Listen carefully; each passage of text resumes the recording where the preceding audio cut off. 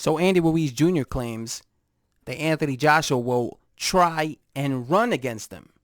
I'm going to be quoting Andy Ruiz Jr. I think he will want to run a little longer and move, but he is too big. He has a lot of muscles, and it will be very difficult for him. I have not signed anything yet. We are negotiating everything. The fight they want to do there in Saudi Arabia, but we have to. All right, so the rest is just him saying about the whole Saudi Arabia, New York crap that we already know about. But you see what he said? He says here, he says that Joshua is probably going to be on the move against him. But because he has too much muscles, he's going to tire out quickly. Now, most people are saying that Anthony Joshua is going to have to box his way to a victory against Andy Ruiz in the rematch, right? That's what people are saying. Don't engage with Andy Ruiz Jr. If you do that, you might get knocked the fuck down again, and you might lose again. They want him to box Andy Ruiz heads off. They feel that Anthony Joshua has the ability to outbox him because Joseph Parker was able to outbox him.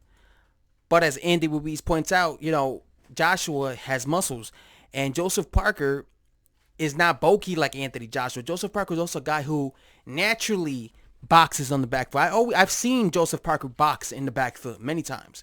Joshua doesn't necessarily fight that way. When have you ever seen Joshua box in the back foot? When?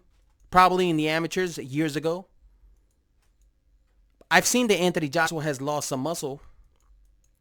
Maybe he did that because he's trying to be lighter on his feet. Because he knows he has to try and outbox Andy Ruiz Jr.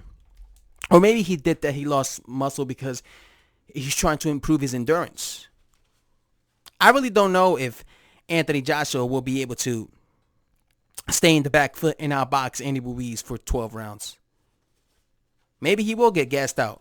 What he really needs to work on is his endurance, because that's how you fade in fights.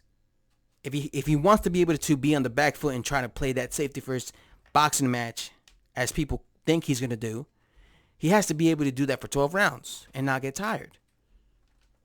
So hopefully that's what I really want him to work on is his endurance, okay? Because that's going to be his downfall in any fight, and any fight he's in, especially if it's a hard fight. Because even if you could get tired several ways in boxing, not just using your legs to move. You could get tired if you get hurt. If you get hit, that shit gasses you out. All right, so I don't know. I don't.